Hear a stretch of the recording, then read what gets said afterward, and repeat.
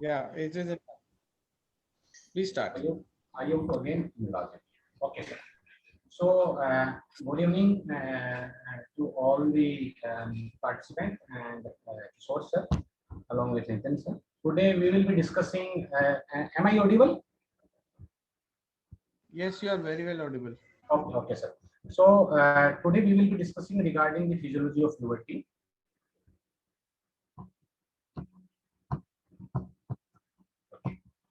So, from where the word puberty came, this word puberty came from pubertum. Pubertum means uh, age of maturity. And the puberty is the process of physiological, sexual, and psychological maturation. The puberty is transition from sexually immature child to mature, potentially fertile adolescent and adult. In puberty, main physical changes are attainment of adult stature and development of secondary sexual characters. Normally happens puberty happens at a certain age, and problem happens when clock rings early or the clock rings late, and the early or late ringing of clock may lead to the psychosocial issue to both parent and child. Puberty, how puberty occurs, it's a sequential pattern of maturation of hypothalamus pituitary gonadal axis and along with functional integrity with adrenal cortex. Puberty is appearance of secondary sexual characteristic along with acceleration of growth and ultimately the capacity for fertility. So, feminine in girls and masculine in boys. The puberty, the type of what type they occurs, it's feminine in girls and masculine in boys. Before proceeding to the physiology, we will discuss few terminologies. These are gonadarchy. So, what is gonadarchy? Gonadarchy is maturation of hypothalamus pituitary gonadal axis. Then, what is adrenarchy? Adrenarchy is maturation of hypothalamus pituitary adrenal axis, and this will lead to appearance of sexual hair, apocrine body odor, and acne. Then, next term is telarchy. Telarchy is the onset of breast enlargement, and menarche is onset of menstruation. Then pubarchy is appearance of pubic hair, and one time it's spermarchy. Spermarchy is nocturnal emission and appearance of sperm in urine. So, how puberty goes on in girls and boys, there are slight differences in the normal age of onset in puberty.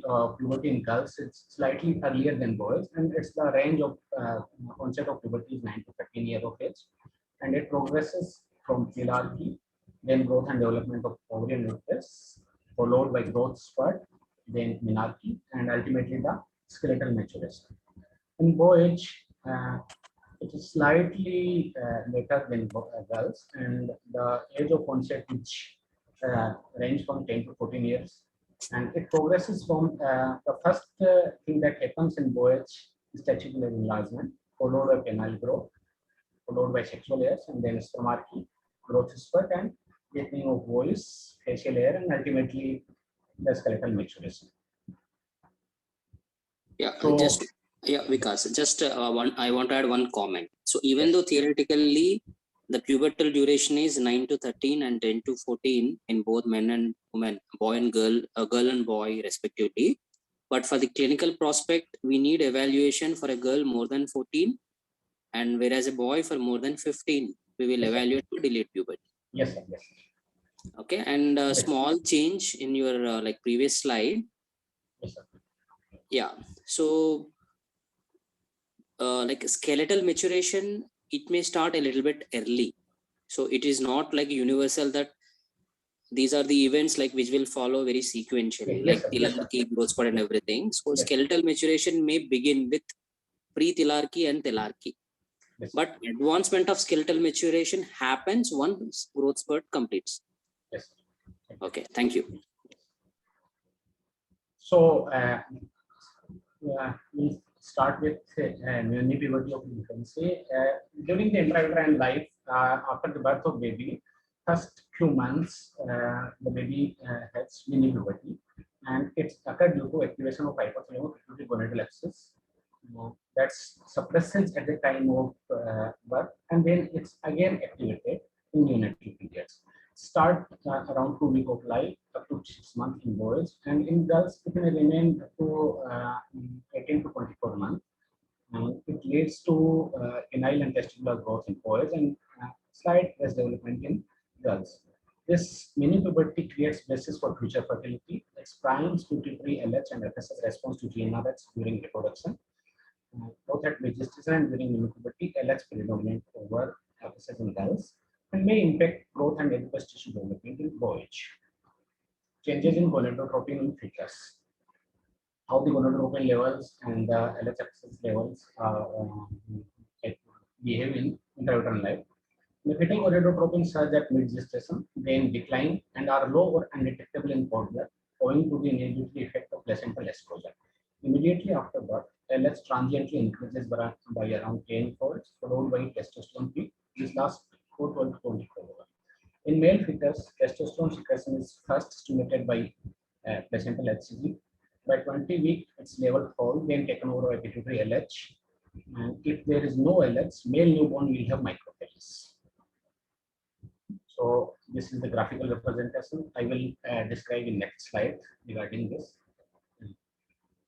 Here I have described the intrauterine life, neonatal period, then then the dormant phase, and then again the puberty. So what happened during intrauterine life? First time, the placental HCG is secreted, followed by fetal HPG activation. This fetal HPG, hypothalamo-pituitary gonadal axis, is activated during mid-gestation. Followed by this hypothalamo-pituitary gonadal axis due to the inhibitory effect or negative feedback by placental estrogen. The level fall down, as I have already told that in cord blood the level of LH and FSH are negligible. Then they again after birth, they have a surge, and this is called the mini puberty. The mini puberty may last for 6 months to in boys it may last for 6 months, and in girls it may be prolonged for 1.5 to 2 years. Then the dormant phase comes, and after the mini puberty, the hypothalamo-pituitary gonadal axis is dormant till the puberty develops. And the age of pubertal development, as I have already explained, it's 9 to 13 or 10 to 14 years in boys and girls respectively. This before the onset of puberty. Again, the pubertal activation of hypothalamo gonadal axis happens. That's after the activation of HPG axis. The initial phase, the gonadotropin releasing hormone is secreted in pulsatile manner during night, and the frequency and amplitude of this pulsatile secretion of GnRH followed by LH and FSH increases, and the increase initially happens during night and followed by this LH and FSH are continuously secreted during the pulse increases during the daytime also. After that, this LH pulsatile secretion, initially the estrogen have the negative feedback only, and so initial 5 to 6 months the cycles in females are anovulatory, but as the time progresses, the estrogen have positive feedback also, and this positive feedback causes the LH surge just before ovulation, and the increase in this LH is responsible for the ovulation in girls during the follicular phase of the menstruation cycle. So, what triggers the puberty at the appropriate age? This the phenomena is very complex. From early childhood to approximately 8 to 9 years of age, the HPG is dormant. This is characterized by undetectable level of LH and sex hormones. Mechanism is largely unknown. Hypothalamo-pulsatile GnRH secretion is the key hormonal event initiating the process of puberty development. The factors that activate or restrain the GnRH pulse generator, GnRH pulse generator is the neurosecretory units, are partially known, which are influenced by genetic, metabolic, and environmental factors. So these are the factors which influence hormonal, genetic, neuronal, metabolic, and environmental. We will discuss one by one later on in the coming slides. So there are many factors which affect the onset of puberty. First is race. The African American have the earliest onset of puberty, followed by Mexican American, then Caucasian, and Asian have the age slightly later than compared to each races. Girls with early maternal menarche develop early puberty. Low birth weight and small gestational age babies develop puberty early as compared to AGA babies.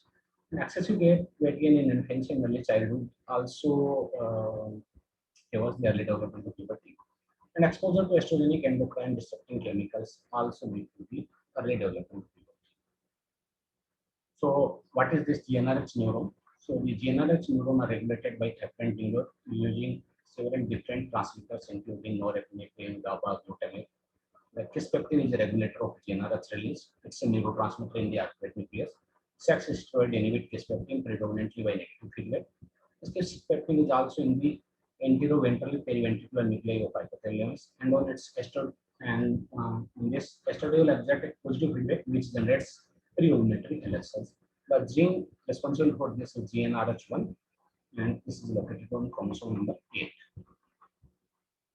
So this is the fetal hypothalamus pituitary gonadal axis, that is peptin, neurokinin B, and dynorphin. This is KNDY system, and GABA and NKRM3 inhibit it, and kisspeptin, neurokinin B, glutamate, both peptide and leptin have stimulatory effect on this GnRH stimulation. So there are two axes. One is hypothalamus pituitary gonadal axis. Another is hypothalamus pituitary adrenal axis. How they work and how they are activated, we discuss. On left side, this is hypothalamus pituitary gonadal axis, and on right side, hypothalamus pituitary adrenal axis. So hypothalamus will secrete GnRH. GnRH will act on pituitary gland, and pituitary gland will secrete LH and FSH. This LH and FSH will be responsible for the development and enlargement of gonads. And gonad will ultimately, based on the sex, if it's male child, then the lady cell will secrete testosterone, while in female, the estradiol will be secreted. Androgen, in male child, the lady cell will secrete testosterone, and the sarcoma cell will be responsible for the spermatogenesis. So the testosterone is responsible for development. Testosterone will converted into dihydrotestosterone, and that will be responsible for development of penis, booby hair, and testes. While in female, this estrogen is responsible for development of breast, ovarian, uterus. Similarly, the hypothalamus pituitary adrenal axis is responsible for the adrenarche, and the pituitary the CRH hormone will act on pituitary, and pituitary will lead to secretion of ACTH, and ACTH will act on adrenal cortex. From adrenal cortex, there are three layers: dona, glomerulosa, fasciculata, and reticularis. And the reticularis portion is responsible for secretion of endosterone, and that will be converted to DHEA, and DHEA will be converted to DHEAS. So in female, the 70% of the androgens are secreted from adrenal, while in male, around 10 to 15% androgens are secreted from adrenal gland. And this DHEA is responsible for development of pubic hair, armpit hair, and the Again, this is the same representation. The GnRH are secreted from hypothalamus, then LH and FSH. LH will act on lady cell, that will lead to testosterone. Some of the testosterone is converted to estrogen, and this estrogen have negative feedback. And if the testosterone is converted, excessive amount of estrogen is secreted, then it will be responsible for gynecology and male child. Similarly, FSH will act and lead to the secretion of the Sartori cells, and that will lead to inhibin, and inhibin will have the negative feedback. The right side representation is that positive and negative layers, and glutamate, kisspeptin, neurokinin B, and leptin have positive feedback on GnRH pulses, and GABA, MRK, and in female, the granulosa cell, the FSH will act on granulosa cell, and that granulosa cell will be responsible for the development of follicle. That follicle, after the LH surge, the biggest follicle will lead to ovulation. The scrotus luteum is and this scrotus luteum will lead to progesterone. This progesterone will have negative effect. conception occurs and the epiphone, then the progesterone is maintained. Otherwise, the inhibition will be lost down. Similarly, LH act on theca cell lead to secretion androgen, and this androgen is again converted by the presence of aromatics will lead to estrogen, and estrogen is the primary estrogen in form of E2. This E2 will have the effect on development of female genitalia and the maturation of skeletal maturation. So, what is the neuronal regulation? As I already explained, the GnRH neuron migrate where GnRH neuron where they are developed. They develop from the olfactory area and then migrate to the area of hypothalamus during middle gestation, and then start to secrete GnRH from 10th week of gestation till 4 to 6 months of postnatal life. That's the in mini puberty. And then this GnRH generator is switched off until puberty, and then again switched on at puberty. The sophisticated network of inhibitory, it's influenced by the sophisticated network of inhibitory and stimulator signals. And all this is the KNDY neuronal unit that's linked to the generation of GnRH message. So what is this kisspeptin? Kisspeptin neurons are located at AVPN anteroventral periventricular nucleus of perioptic area and arcuate nucleus of hypothalamus. At AVPN nucleus, they secrete kisspeptin, which is potent GnRH secretable. At arcuate nucleus, co-expression of stimulatory neuropilin B and inhibitory dynorphin. The gene for the kisspeptin is KIS1, and if in this gene there is loss of functional mutation, that it will lead to idiopathic hypogonadism. And if the gene, as the kisspeptin is stimulatory, so there will be the activating mutation. This will lead to idiopathic central precocious. This is the pictorial representation. In this pictorial representation, this is the AVPU nucleus, the kisspeptin neuron. This kisspeptin neuron will secrete kisspeptin, and this will have positive effect on GnRH neuron. Then GnRH will be secreted. GnRH will act on pituitary. Pituitary will secrete LH and FSH, and they ultimately will act on gonads. And depending on the sex, either they will secrete testosterone or estradiol. Another control is the metabolic control of puberty. So, as we all know, the reproduction is energy consuming. Acquisition and maintenance of reproductive capacity are tightly bound to this type of body energy reserve. Chronic energy deficiency, such as malnutrition, anorexia nervosa, these causes delayed puberty, while excess body energy stores, such as obesity, are responsible for early onset of puberty. Two pathways which explain the energy and pubertal relationships are: first one is the mTOR pathway. mTOR signaling has permission role in regulation of puberty. It acts as a central sensor of signals and conditioner of energy abundance, allowing puberty to proceed. This this is positive regulator of KIS1 messenger RNA expression in hypothalamus. This will lead to the production of protein from this KIS1 gene, that will be kisspeptin, and kisspeptin is having stimulatory action at GnRH message. The another pathway is AMPK pathway. The AMPK activation inhibits GnRH secretion. This is activated in energy insufficiency state. AMPK activation stimulates appetite and inactivate mTOR. So this is these two pathways. One is having positive feedback, another is having a negative feedback, and based on the energy status, the final outcome becomes whether puberty will be delayed or at normal time or early age. This is the pictorial representation of both these pathway, mTOR pathway and AMPK pathway. If there is energy sufficiency or excess, that will this will be sensed by mTOR pathway. mTOR pathway will stimulate kisspeptin. The kisspeptin gene will be activated, and after the activation of the kisspeptin will be released. Kisspeptin will act on GnRH neuron.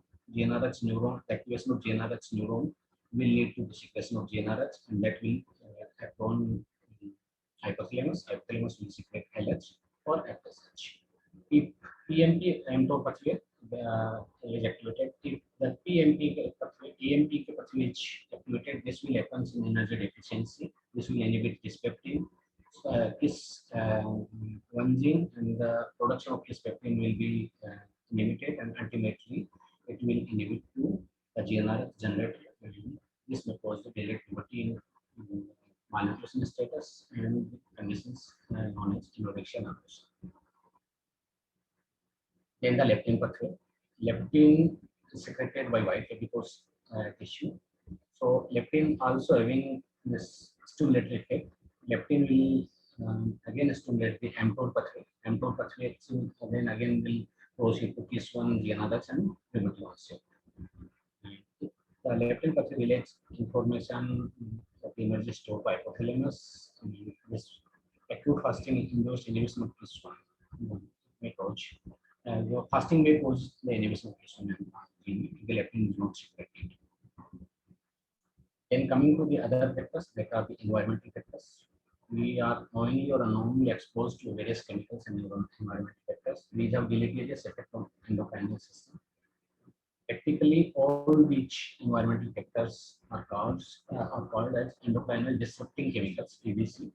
They may stimulate estrogen sensitive nuclei in hypothalamus, thereby releasing caspatin. EDC may cause dysfunction of hypothalamic reticular axis and HPA axis. Direct effect. They also have direct effect on peripheral target organs, e.g., breast, hair follicles, and genitals.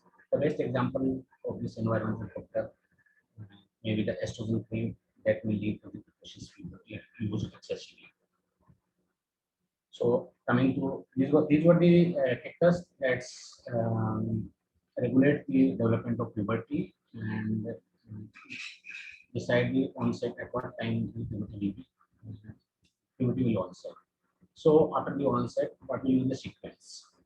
So in females, appearance of breast bud, that's called as telarchy, is usually first sign, happens at around 10 to 11 years, and nearly in 90 to 95% cases, the telarchy is the first metastasis of development of puberty. However, in 5 to 10% cases, first sign may be appearance of pubic hairs, that's symptom of telarchy.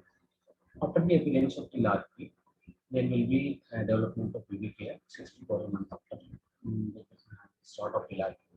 Then after that, there will be growth spurt followed by menarche. The menarche is usually 2 to 2.5 years later on, where the interval between the telarchy and menarche is usually 2 years to 2.5 years, but maybe as long as 6 years.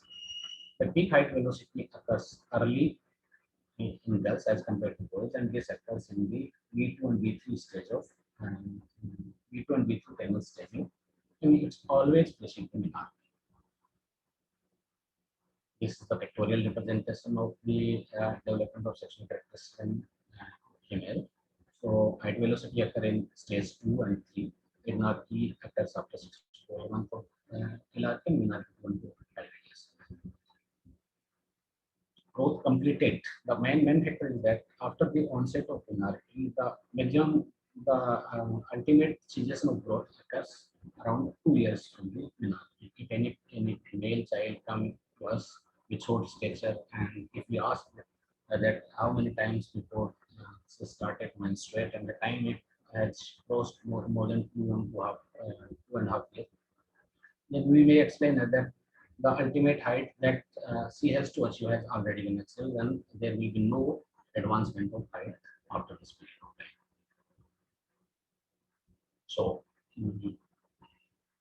how pivotal changes occurs in female? That again, this KIS15 and all these things will be the repetition in every second or third slide. KIS15 will stimulate GnR hypothalamus, then from there GnRH, and GnRH will act on anterior pituitary. From there, LH and FSH is secreted. LH and FSH is responsible for this uterine growth and secretion of estrogen. The estrogen is responsible for development of breast, along with skeletal maturation and growth.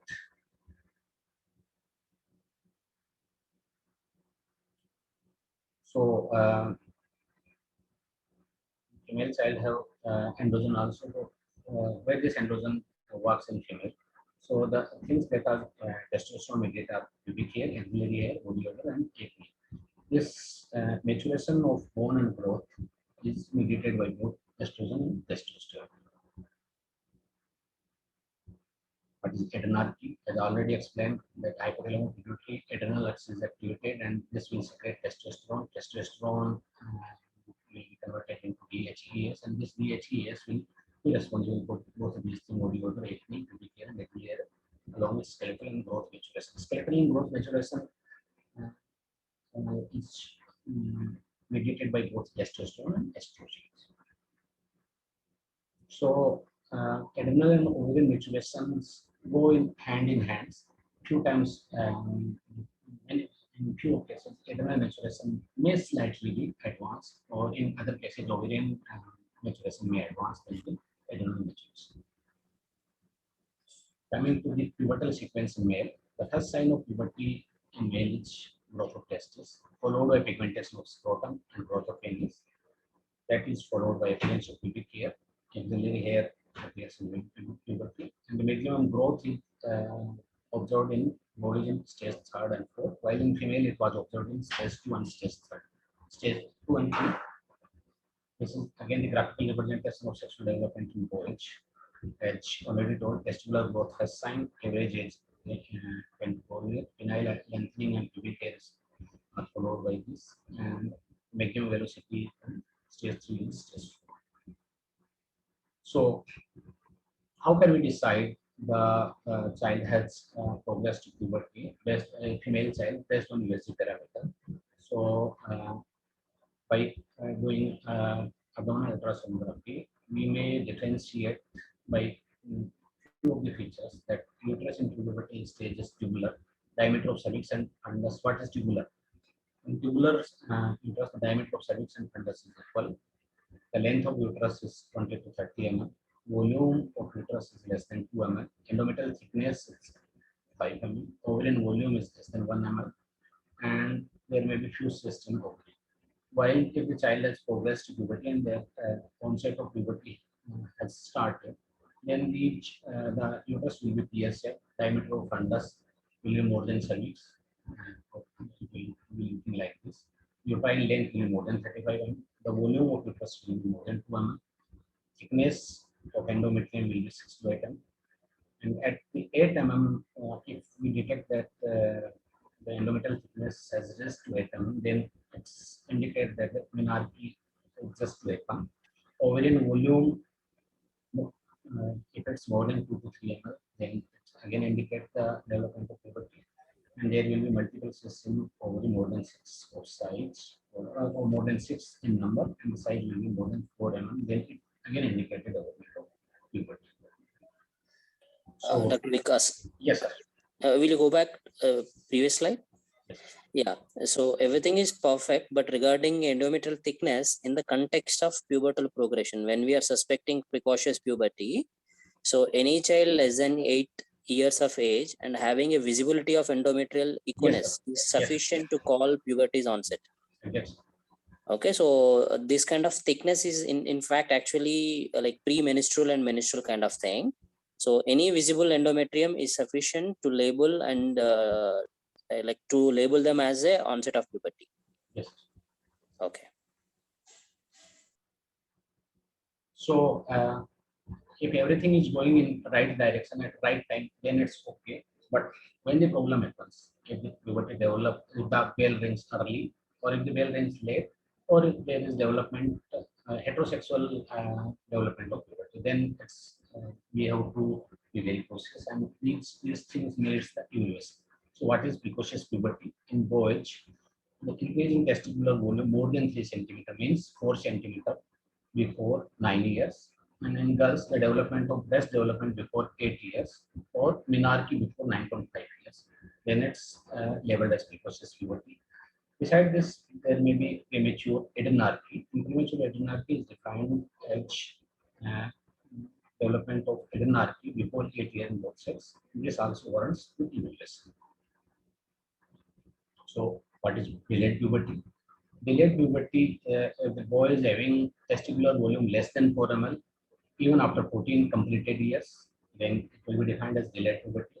While in females, absence of breast but by 13 completed years, or absence of menarche even after 16 completed years, or no menarche even after 5 years of the menarche, all these will be labeled to delayed puberty. So this was regarding the development of puberty. Now we will proceed to the penile staging. How we will evaluate the patient to the child or male or female, particularly as closest to puberty and what is the stage of puberty. So for this, there is a staging that's named as Kenner staging. For staging, we have to take few precautions and we have to be very sensitive because this adults and girls and boys may be hesitant and may not allow us for the scanner staging. So we have to, and for the medical legal purpose, we have to always examine presence of same gender parent, always with verbal consent in older children. Explain that this is the only an external examination. Postpone to next visit if the child is very shy or agitated. Or the safe thing is if the child is agitated or shy, then we can keep this photograph of tenor staging and ask the child to know. And based on that, we can decide the staging.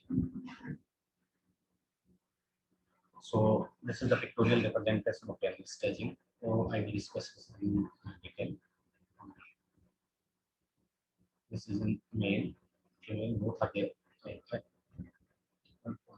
Yeah, okay. So it will come in next few slides. It's the duplication of the slide.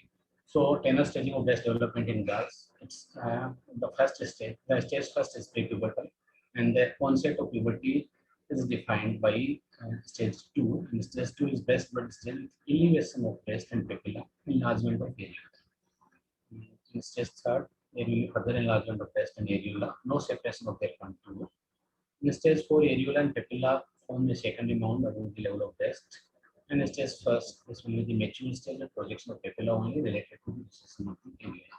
So we may have some confusion in stage 2 in few cases where the main differential diagnosis is lipomestia. So always we have to examine this with the child in lying position, and we have to see from lateral side. And to differentiate from lipomestia or stage 2, then if we palpate the breast tissue and if, we get approximation and no resistance is felt during that approximation, then it's lipomestia. Otherwise, if we felt some resistance, then it means the pivotal development of breast has started.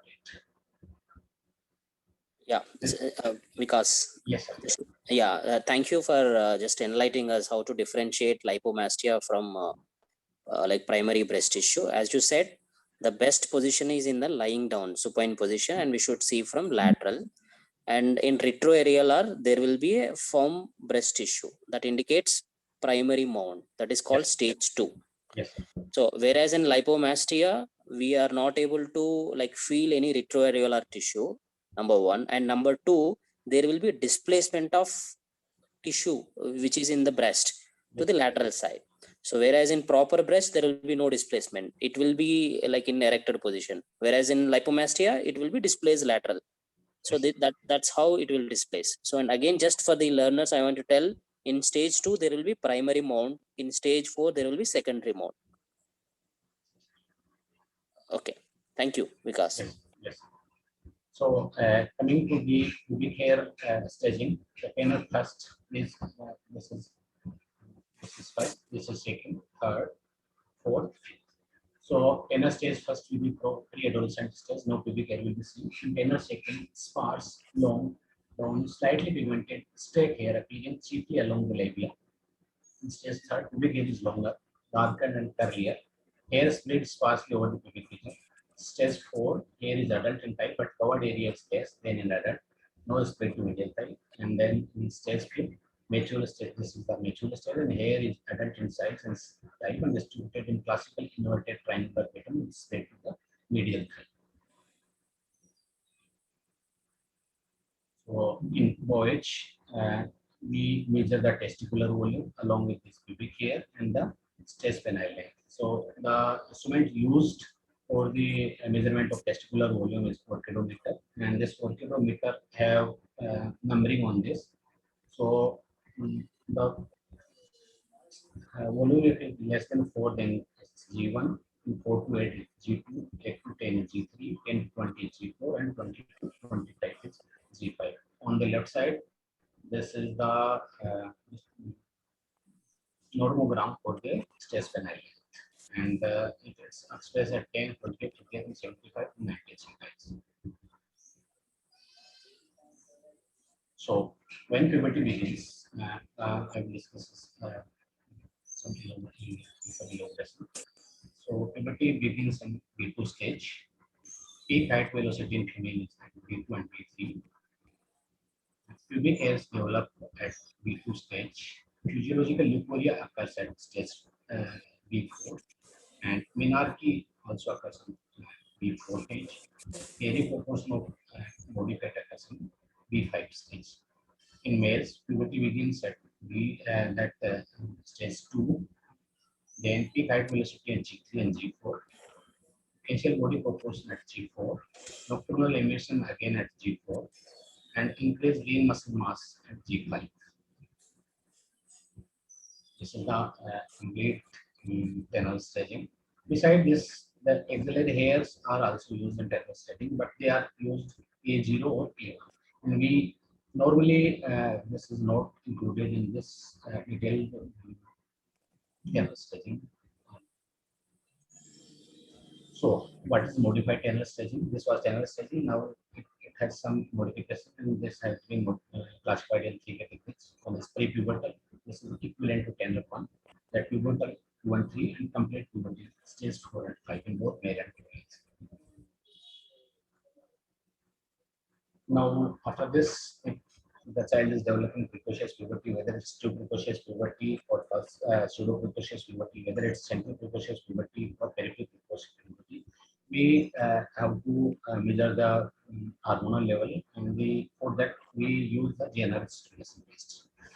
So, why this GnRH stimulation test is there? What is the rest?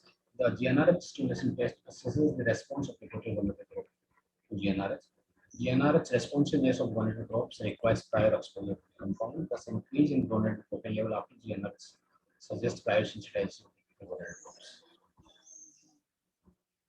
Principle, what is the principle? To test the gonadotropin secretory response of to GnRH, it's useful in distinguishing between central precocious puberty, peripheral precocious puberty, premature hilarity, and its variant, and hypogonadism from constitutional delay and puberty. GnRH analog test is based on the principle that the immediate sample would indicate the gonadotropin reserve, and that 24-hour sample would cause the gonadal response to endogenous gonadotropins. The process, what is the procedure? First, we have to put an intravenous cannula, and followed after that, at the time of the test, the patient will be given an intravenous injection of gonadotropin releasing GnRH. What injections are used, I will discuss in later slides. Blood samples to measure the LH and FSH level will be taken at baseline, followed at 2060. And some endocrinologists prefer to take it at 120 minutes also. So, what are the risks of GnRH stimulation test? Side effect of the GnRH are transient fasting, abdominal or stomach discomfort, flushing, that last only for a short time. He may experience headache, lightheadedness, nausea may also occur, but less common. Hypersensitive reactions to GnRH, such as itching, redness, or swelling of skin at place of injection, skin rash, breathing difficulty may occur, but they are rare. Rarely, GnRH injection has been associated with pituitary hyperplasia. So, what are the available protocol for stimulation test? 1 microgram per kilogram of GnRH, gonadotropin IV. 10 microgram per kilogram utilized subcutaneously. The samples are taken at 0 minute or 30 minutes, and the peak LH value in this was defined as 4.1. Similarly, 2.5 microgram per kilogram. The reference for this is Charlie textbook of pediatric endocrinology. They have taken this at 0.60, and the increment of LH more than 4 international unit was considered positive. And estimated LH was higher than FSH. This was also interpreted as positive. In Sydney protocol, they used 2 microgram per kilogram or 100 microgram of gonadotropin. The sample were taken 0 to 30/60, and 50% increment over baseline was considered as positive. Similarly, these Nicholas, Hamer, and Columbia protocol are there. But what is the major interpretation, or how we should interpret? So the basal LH more than 0.2 international unit per liter indicate pubertal value. It should be measured with ICMA technology, which have a sensitivity of 0.01 international unit per liter, or ELCIA with a which have a sensitivity of 0.1 unit per liter. These two are the method of analysis. Increase in LH level, the above 5 information per liter for LH to FS ratio of 0.66 suggests pubertal onset favoring central precocious puberty. Yes, I have only written it's not 5 million unit, it's 5 unit per liter, influence unit per liter. In the setting of clinically progression puberty, LH concentration below pubertal range do not exclude central precocious puberty. Many times, this value may be below the normal range. So where we have to, in this condition, after the general stimulation test, elevated estrogen level, that's more than 50 picogram per ml after 24 hour of general stimulation is considered as a positive. Yeah. Hello. Yes, sir. Now, because of the practical reasons, actually gonadorolin, IV triptorelin is not available. Yes. And also cost is also concern. So because of that, we are using aqueous lupride. Leuprolide, Yeah. So aqueous 20 lupride we are microgram. using. Yes. 20 microgram per kg. The Yeah, dose 10 for to that is 20 microgram. Yeah, and the sample testing will be baseline 1 hour, 3 or 4 hours, and 24 hours. And Yes. 0, 1, 3 or 4 hours, we will take baseline LH and FSH level, and at 24 hours, we will take Estrogen. estradiol. Yes. And even rather than the simple value of LH and FSH, LH FSH ratio has a more Ratio more than 0. Yeah, even though ratio more than 0.66.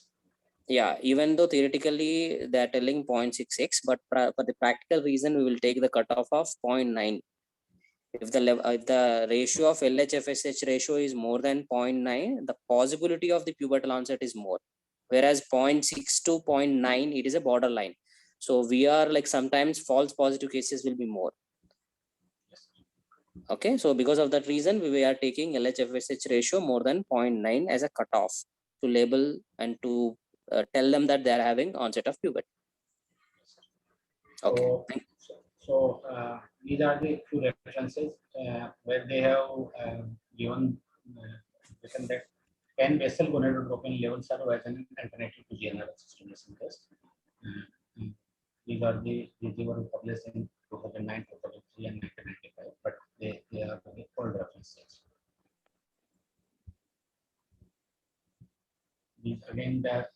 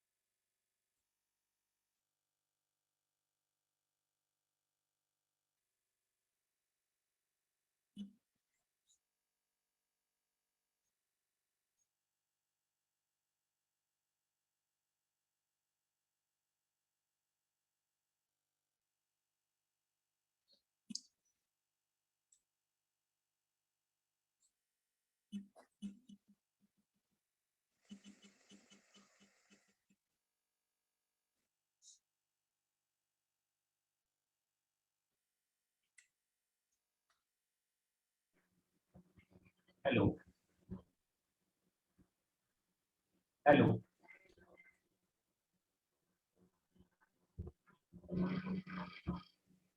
Hello.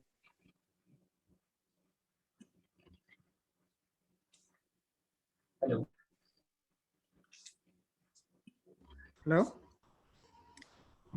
Yeah. Am I Hello? audible? There was some network issue. Yeah. Hello. You are audible, Hello. Dr. Vikas. Yeah, there was a network issue, so I logged off during that period of time. So we were discussing regarding the use of GNRH in law in China. So this is a screenshot from the update by an international consortium. And in this, the adopted children, they have told that the adopted children have 10 to 24 higher chances of scientific process puberty. LH is the best biochemical parameter to diagnose scientific process puberty. The LH value of 0.2 internationally per liter is considered puberty by ICM technology. However, value below this are not necessarily pre-puberty, and there may be overlap. Random estradiol level may not verify puberty variation. And if the level done 18 to 24 hours post GNRH administration improve the sensitivity, the size of uterus, and regarding the size of uterus and ovary, they have told that the event size more than 3.5 and ovary more than 3.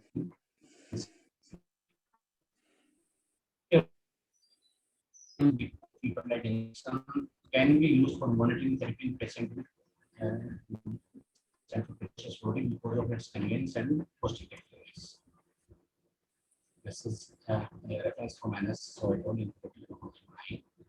So what's being practiced in India by pediatric endocrinologists? What nutrition are being used? 90% pediatrician use Improlite, 5% use Reliquate, and around 5% use Temporally. The dose of administration is highly variable, 10 to 25 microgram per kilogram. Maximum dose also highly variable, 0.5 to 1 milligram. Route of administration is IV in 5%, IM 15%, and 80% reduction use separately. The sample timing is also highly variable. It's 0, 4 over, 24 over, 30% reduction uses. Rest use 0, 30, 60, 0, 1, 3, 4, 24, 0, 30, 90. Samples taken only for one hydrotropin, 70% pediatrician, sex hormone check 30%, baseline 15%, 24 over 15%. Assessment of adequacy only clinical 40%, and prior to next injection 30% endocrinologist assess the adequacy, and 30% assess after that. Thank you.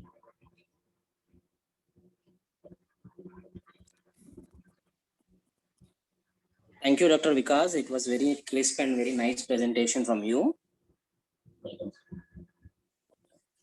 Because just I want to highlight, will be there any difference of axillary hair and pubic hair? Both are androgen dependent, right? Yes, sir. So why some children will have excess axillary hair, like spare pubic hair, and why some like children will have excess pubic hair and some amount of axillary hair? Exactly, I don't know, sir. Yeah, so both are like androgen dependent. Both are of like pilosebaceous units, whereas axillary hair depend on weaker androgens, more of adrenal hormones like DHEA and DHEAs, and to some extent androstenedione. Whereas pubic hair depend on more like sharp and accelerated androgen levels like testosterone and iodotestosterone. So that will bring a little bit of difference. And another question is, like when there is a GnRH elevation, why LH is more elevated when compared to FSH as a marker of onset of puberty? For the FSH hormone, the secretion of FSH is variable. So the main control is in LH. So maybe this may be the reason why the LH is more elevated rather than FSH. The usual secretion of FSH is variable. Yeah, to some extent that may be right. And another thing is even inhibin production will be more because of the GnRH. So inhibin B have a negative inhibitory effect on FSH. Yes, sir. So that's the reason when there is an onset of puberty, LH will be the early and it will be accelerated to almost 25 folds. whereas FSH acceleration only up to 2 to 4 times, not more than that. Okay, and yeah, and there is a, like as you earlier said, there is a racial difference, ethnic difference, and a rural and urban development difference. So can you enlighten us, like why urban girls are more, or why UBAs are more to have more early onset of precocity? In obese, this leptin is the main sense in hormone, and the leptin will act on this peptin, and this will aggravate will start the pulse generator, GNRS pulse generator, and that this is the main responsible for the early initiation. Similarly, the psychosocial issues or on these types. Yes. So availability of the food, and which will increases the like weight gain and then further result in leptin elevation. So leptin have stimulator effect on kiss peptin, so which may activate the pulse generator a little bit early. So as you said, even endocrine disruptors like even like non-veg like chicken, usage of plastic, hydrocarbon, dairy products. Yes, yes, So yes. yeah, so they may act they act as energy sufficient, and they may stimulate kiss peptin pulse generator very early. So these are the reasons why like some girls have precocity and early onset of precocity. So is it true? So like who are having precocity, are they more prone for more PCOS? Not exactly. PCOS, like if a girl having precocious puberty, are they more prone for polycystic ovarian syndrome when compared to normal women? For some extent, sir. Yeah. So the thing is actually FSH will be slightly elevated early. FSH should be increased very gradually, whereas in normal women, so after elevation of LH, it will take few months. I'm not sure. I forgot the exact time deadline. So gradual FSH elevation will prime the follicles. So it prevent the cyst formation. Whereas in precocious puberty, LH FSH surge will be very high. So because of the FSH surge, there will be anovulatory cyst and cycles and everything. So because of that, so the chances of PCOS will be slightly more in precocity. And in chart, a few of I think participants have asked questions. Can we answer them? I'm not able to see these questions.